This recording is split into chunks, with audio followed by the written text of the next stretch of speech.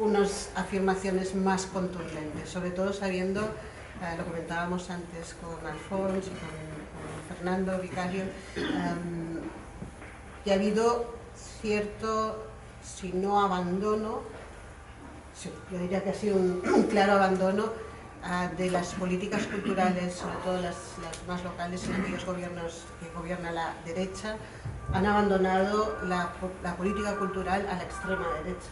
Quiero decir, ha habido una voluntad o una ignorancia, que ya no lo sé, esto yo no lo sé porque hay cosas que ya me pierdo, una voluntad o la ignorancia de pensar que la política cultural no es importante, y en cambio la extrema derecha lo tiene clarísimo, que se ocupa la narrativa, ocupa digamos, la política y la vida de la gente. Entonces, ¿qué políticas ambiciosas, valientes, osadas necesitamos para que, de alguna manera, revertir algunos de estas tendencias que están ocurriendo?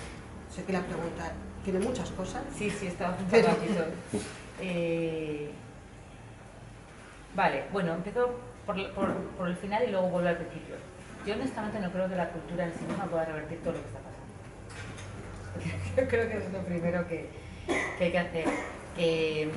Otra cosa es que pueda introducir elementos, que pueda mantener un espacio como latiendo, abierto, ¿no? En el libro, de hecho, hay un capítulo al final que habla de Brasil específicamente, y entonces pues en la gente que nos ha interesado la política cultural de base comunitaria, derechos culturales, Brasil siempre ha sido un referente, ¿no? Los puntos de cultura, cultura viva, etcétera, etcétera. Bueno, después de todo eso vino Bolsonaro, ¿vale?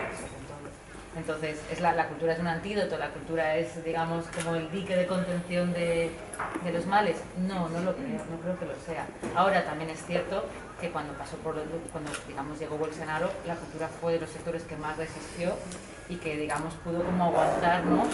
Mantener caliente como una llama de resistencia que luego se pudo extender, ¿vale? Entonces, creo que todo lo que se construye está bien, pero hay muchos otros factores.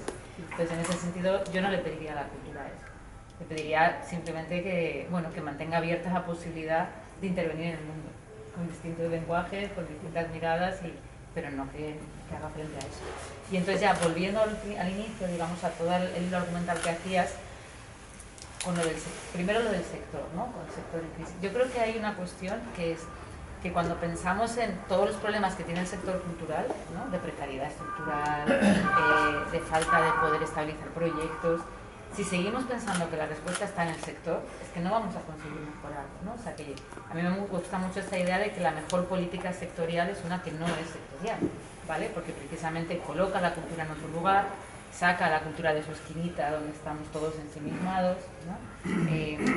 Amplía públicos, ¿no? Si lo pensamos puramente, no ya en términos de extender el derecho a la cultura y el derecho a la participación, sino incorporar más cuerpo social al consumo cultural, por lo tanto será un poco más rentable para la perspectiva sectorial. Entonces creo que hay que dejar de pensar en las condiciones del sector desde el sector y que hay que pensar en una política integral que realmente contribuya a que el ecosistema funcione en todas sus partes, ¿vale? Y entonces ya respecto a cuáles son si estos ejes, ¿no? son los que por los que hay que apostar. Y bueno, cuando comentábamos previamente, ¿no? Y me preguntabas cuál es la política cultural en una policrisis, justamente yo señalaba 2 más 1 de lo que tú has establecido, ¿no? Es decir, la cuestión de la igualdad o lo que yo llamaría la redistribución material, ¿vale? La cuestión de la transversalidad y la conexión de la cultura con estos impactos, y luego la potencia de la cultura también me parece esencial para poder vertebrar el tejido social y para poder activar ciudadanía. Yo creo que son las 3 cuestiones que son fundamentales, ¿no? En la primera, que por ejemplo me hace gracia que digas lo de Eduardo Mauro de política social, porque es algo que hemos hablado muchas veces Edu y yo, ¿no? Creo que es fundamental entender la política cultural como una política de redistribución de recursos, de oportunidades y de poder, ¿vale? Muchas veces desde la izquierda, y a mí me parece que es algo muy cuestionable, y estoy totalmente de acuerdo en que la izquierda ha abandonado una política, o sea, no ha pensado cuál es una política cultural de izquierda, ¿vale? Y entonces la derecha la ha llevado al campo de lo simbólico. Pero el caso es que cuando la izquierda ha pensado una política cultural, también la ha manejado en los términos de lo simbólico. También ha pensado que la manera de intervenir era hablar de determinados temas, poner en valor determinados símbolos, ¿no? Construir determinados imaginarios, sin pensar en cuáles son las condiciones que permiten la construcción de esos imaginarios. o cuáles son las condiciones que permiten, digamos, la transformación de los vínculos sociales, ¿vale? A través de la misma. Entonces, en ese sentido, creo que la agenda de la izquierda tiene que estar en esas condiciones materiales, que tiene que ver con quién puede hablar, cómo puede hablar, quién tiene los recursos, dónde se concentra, cómo circula la cultura, quién está dentro del campo cultural, ¿no? Y que evidentemente tiene que ver con las condiciones de quienes trabajan en cultura, pero no solo. ¿Vale? De hecho, bueno, esto hay varios libros, hay un libro, por ejemplo, súper interesante que a mí me encanta, que es La cultura es mala para ti, de unos investigadores de Reino Unido, que básicamente te demuestran que es que la mayoría de la gente está fuera del campo de la cultura, y solo estamos quienes tenemos familiares, quienes trabajamos. Entonces esa es la pregunta para mí que hay que hacerse, y que en realidad es una pregunta que conecta también con el auge de la ultraderecha que antes comentábamos informalmente. El proyecto progresista ha abandonado la redistribución y la igualdad radical. Por lo tanto, pues es normal que ante ese escenario, digamos, de desesperanza, de aumento de los niveles de desigualdad, bueno, pues se caigan brazos de políticas que además no te dicen lo que tienes que hacer ni cómo tienes que ser bueno, que la izquierda te lo dice, ¿no? Entonces creo que ahí hay que hacer una apuesta radical por la equidad, por la igualdad, como lo queramos llamar, por la redistribución de recursos, ¿vale? Segundo, que es una política social también, que es una política. Segundo, la cuestión de la transversalidad. Bueno, creo que un poco en la misma línea. La cultura no tiene que ver con la cultura solo, no tiene que ver solo con las artes, ¿vale? Es verdad que tiene una singularidad, que es una cosa que como también hablábamos en relación con el estatuto del artista, la diferencia entre excepción y singularidad. Todos los trabajadores tienen que tener buenas condiciones, los de la cultura y los que no, ¿no? Muchas veces cuando desde la cultura se habla de una renta básica para los artistas, a mí se me eriza un poco y me parece que no es el camino en absoluto, ¿no? Otra cosa es que pensemos en una renta básica en términos generales para poder liberar tiempo y para poder vivir todos en mejores condiciones. Pero creo que ay, se me ha detenido justo ahora. Bueno, eso, que la cultura no solo tiene que ver con la cultura, ni solo tiene que ver con el sector cultural. De hecho, sabemos que la cultura tiene impactos enormes, impactos muy positivos en el ámbito educativo, ¿no? Cómo contribuye a mejorar el aprendizaje, a relacionarnos, a lo cognitivo, a lo emocional, en la salud, ¿no? La Organización Mundial de la Salud en 2019 recomendaba incorporar prácticas artísticas en temas sanitarios, salud física, salud mental, en el desarrollo sostenible, en el cambio climático, en políticas de inclusión, en uno de los grandes retos que tenemos, que es el de la... No sé si me lo paso para que hable más alto. Voy. En toda la cuestión del envejecimiento de la población, bueno, quiero decir, en el conflicto rural-urbano, en el territorio, o sea, en todo eso, ¿vale? Entonces creo que es fundamental entender que la política cultural es una política que tiene que estar vinculada con todos sus ámbitos. Y efectivamente en el plan de derechos culturales, y una de las cuestiones que me está tomando más tiempo es irme a todos los ministerios a hablar con los interlocutores, ¿vale? Hablar con el Ministerio de Inclusión, hablar con el Ministerio de Agenda 2030, con el de Transición Ecológica, o sea, con todos. Y la verdad es que la sorpresa grata es que nos reciben con los brazos abiertos. Es una cosa que yo no esperaba, ¿vale? Y que creo que entonces lo que demuestra es que es la cultura la que muchas veces ha estado como muy encerrada en sí misma y no ha ido a hablar con otras personas, ¿vale? Y creo que cuando vas a hablar, enseguida aparecen vínculos. Luego está quien pone el dinero, pero bueno, eso es otro debate. Pero que enseguida aparecen los vínculos, ¿no? O una cuestión, por ejemplo, yo cuando estaba en la Comunidad de Madrid, que era como palmaria, que era como... era mucho más fácil para determinados proyectos culturales con impacto social hablar con las consejerías de servicios sociales que con las consejerías de cultura, ¿no? Entonces esta cosa de la cultura como algo que está ahí fuera, alejado, entonces creo que eso es otra de las estrategias fundamentales. Creo que es una estrategia para la propia cultura, para que dejen de pensar que somos la nada totalmente prescindible. Entonces creo que hay también, digamos, como una cuestión táctica. Si yo voy a hablar con los demás, ¿no? Lo de la montaña, yo voy a hablar con los demás, pero los demás tendrán vínculos conmigo, me tendrán en cuenta y apareceremos en la conversación común. De hecho, por ejemplo, una de las cosas que estamos haciendo en el Ministerio, que son esas cosas que son como pequeñitas, pero que yo creo que van dejando como pozo, que es, por ejemplo, en el Estado español hay distintos instrumentos en torno a los derechos humanos, ¿no? Como somos suscriptores del Pacto Internacional de Derechos Económicos, Sociales y Culturales, etcétera, etcétera, pues tenemos el informe DES, ¿no?, del cumplimiento de los derechos económicos, sociales y culturales, se ha elaborado un plan nacional de derechos humanos. Bueno, ahí no estaba cultura, o sea, no estaba en ningún lugar, ¿vale?, cuando los derechos culturales son derechos humanos desde el mismo origen de los derechos humanos. Bueno, pues hemos ido y de repente se ha abierto un espacio, ¿no?, y entonces estamos en una conversación en la que antes no estábamos, y creo que eso es importante. Entonces, por un lado, por la propia cultura, y por otro lado, por realmente esos diálogos constructivos que en escenarios de policrisis, pues una de las principales conclusiones es que los problemas, los conflictos sociales no se resuelven desde un lugar, ¿no?, ni con una herramienta. Entonces creo que en ese sentido pues también contribuye. Y luego, por último, la capacidad que tiene la cultura de activar el tejido social, ¿vale?, que esto me parece también fundamental. Y que una sociedad, o sea, en realidad una sociedad democrática lo es más cuanto más activo esté la sociedad civil, ¿vale?, cuanto más organizada esté, cuanta más capacidad tenga de incidir en los debates comunes. Eso se consigue con organización colectiva, que sirve para la cultura y para muchos otros ámbitos, ¿no? Patrice Meyer-Vis, que es una de las personas que hizo que estuvo en la redacción de la Declaración de Friburgo, habla de cómo los derechos culturales, además de ser derechos humanos, como que son las palancas para la activación de muchos otros derechos, ¿no? Entonces, si nosotros conseguimos a través de la cultura, ¿no?, a través de, yo pongo ejemplos que a lo mejor son un poco caducos, pero no nos podemos inventar cualquier otro, a través de orquestas, bandas de música, cineclubs, clubs de lectura, no sé, espacios como este, ¿vale?, ir vertebrando y densificando el tejido social, ahí hay una sociedad organizada que también interviene en otros debates y que también tiene fuerza para reivindicar otros derechos, ¿no?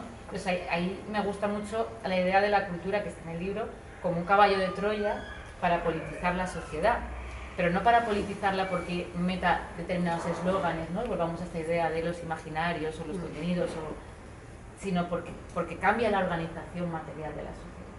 Entonces creo que es otra de las cuestiones cruciales en estos momentos, ¿no? Pues gracias. Bueno, has lanzado aquí alguna provocación, yo creo, porque bueno, no puedo estar más de acuerdo en la agenda sobre las condiciones materiales, quién está y quién no está en las mesas, pero no solo en las mesas con otros ámbitos de la política, sino en las propias mesas culturales. Seguimos viendo, bueno, quienes estamos aquí sentados, y creo que esto a veces es uno de los problemas. Creo que sí que hay un pequeño esfuerzo habría que hacer para traer otras voces a este tipo de foros. El tema de la transversalidad, yo creo que cómo lo hacéis, cómo lo estáis haciendo, ahí me parece que es absolutamente clave, o sea, avanzar en esas conversaciones con otros lugares de la política que hasta ahora no se estaban dando, porque quizás estábamos, como tú decías, esperando que vinieran a buscarnos y no yendo a buscar a ellos. Y luego está la cultura como activadora del tejido social, de la organización colectiva. Aquí yo creo que son temas que dan para muchas cosas. También has dicho que la cultura no es un sector. Aquí la mayoría creo que hay alguien que no sea del sector cultural. Sí lo es, ¿eh? Creo que hay que, digamos, como cuestionar ese... Pero sí lo es, ¿no? Sí, no, es. Pero bueno, yo supongo que aquí hay alguna reacción a estas 4 lanzas que ha propuesto Jazmín. Hay mucha gente que tiene experiencia. No, para abrir un poco el diálogo con todos vosotros. Hombre, a mí una de las cosas que más me han llamado siempre la atención es por qué somos tan endogámicos los de cultura, ¿no? Siempre, pues lo que está diciendo Tere ahora mismo es cierto, o sea, siempre estamos los mismos con las mismas y no nos abrimos. Pero de alguna forma, cuando vamos y nos abrimos, a veces tenemos unos discursos que transgreden mucho la forma institucional de actuar de las otras instituciones. O sea, ser un caballo de Troya significa que tú le vas a decir al Ministerio de Salud que la salud son procesos de prevención y la prevención son procesos culturales. Y entonces te van a decir no porque tengo otros problemas, porque etcétera, etcétera. O cuando vas a un ministerio como el de Vivienda, lo que le vas a decir es que el derecho a ocupar un espacio es un derecho cultural y es un derecho que tiene que estar contemplado como... Y entonces, cuando has dicho que eso me ha sorprendido mucho, que te han recibido también, mi experiencia personal es que a veces no reciben bien un discurso de inclusión social, un discurso de participación social, porque tienen unas políticas muy cerradas. Entonces, a veces, este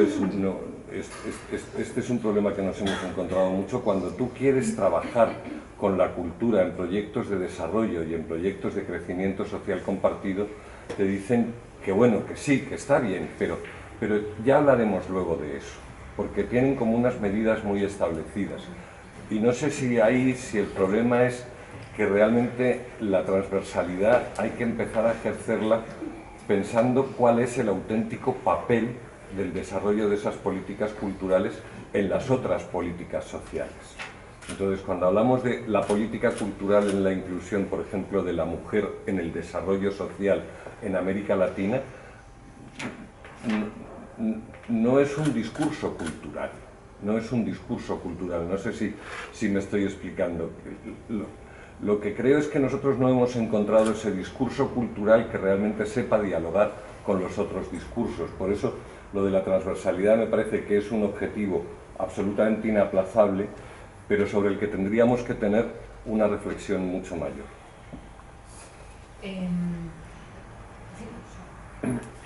A ver, o sea, según hablabas pensaba dos cosas.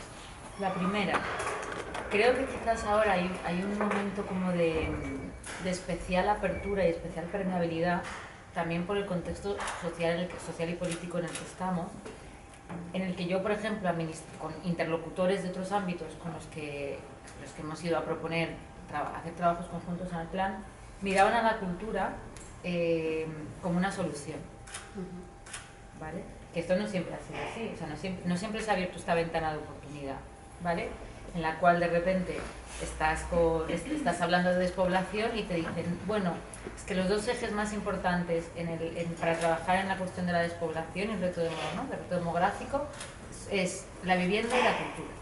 Y claro, que alguien te haga caso y te diga, pues es que eres importante para este ámbito, joder, ya abre un escenario de diálogo como, bueno, al menos con expectativas, ¿no? Otra cosa, efectivamente, es dónde te colocan, ¿no? Pues, por ejemplo, conversaciones que hemos podido tener con protección humanitaria, inclusión, ¿no? Con departamentos de personas que piden protección internacional o que vienen que acaban de llegar en costas y tal, ¿no? O sea, migraciones en los momentos digamos de más atención humanitaria y más dificultad de atención. Claro, pues en realidad ahí ven la cultura muchas veces como una manera de entretener, ¿no? De bueno, vamos a hacer cosas para que estén bien y tal. Bueno, entonces es verdad que ahí el lenguaje no es el mismo. Podríamos decir, no, la cultura no es entretenimiento, no es un objeto de consumo, tal. O puedes ver de qué manera vas introduciendo otra perspectiva, ¿no? Y se abre un espacio para decir, bueno, podemos hacer proyectos de mediación cultural, ¿no? En centros de acogida, en cárceles. O sea, que al final creo que lo importante es que se abra un diálogo para que hablemos una lengua cada uno y cada una que no es la propia. Entonces ahí sí creo que hay posibilidades. Ahora, creo que probablemente estemos en un momento de policrisis donde la cultura aparece como algo que puede resolver cosas. Que creo que también hay que tener cuidado con eso, ¿eh? Pero creo que abre una ventana de oportunidad.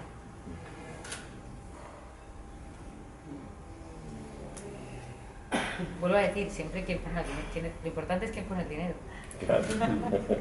La redistribución de recursos es importantísima. Y en esa redistribución de recursos la cultura siempre ha tenido como un poco una sensación de ya que me dan poco, a mí que no me quiten lo mío. Entonces nosotros estamos muy acostumbrados a pedir y estamos muy poco acostumbrados a poner.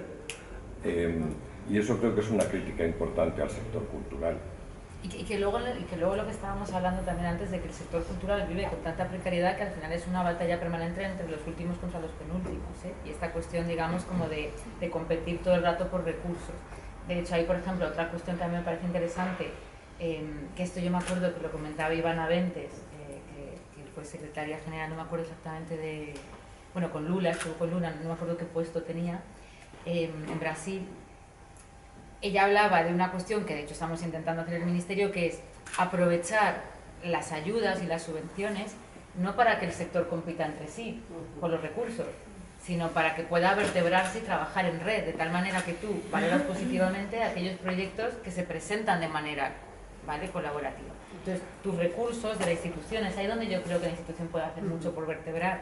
Tus recursos no hacen competir a la gente, ¿sabes?, por alcanzarlos, sino ponerse, que les ponga a colaborar, ¿no? Entonces yo creo que ese tipo de cuestiones pues también son interesantes. Había dos intervenciones, una Alfons y después otra aquí y otra aquí y otra aquí. O sea, Alfons, después tú... Sí. En primer lugar, no hemos de perder el valor que tiene la producción cultural y artística y los relatos y aportes que están llevando, ¿no? Solamente tienes que ver la producción cinematográfica, la literatura, las artes escénicas, lo que están aportando a la vida con lenguaje, con contenidos y en defensa de posiciones de pluralismo, defensa de los derechos humanos, etc., que es importante. Es importante porque quizá en algún momento de lo que se está viniendo encima, veremos acciones como, yo me imagino, como Trump firmaba el otro día la disolución del Departamento de Educación del Gobierno Federal, pues que alguien firmara la desaparición, ellos no tienen Ministerio de Cultura, no hay peligro, la desaparición del Ministerio de Cultura o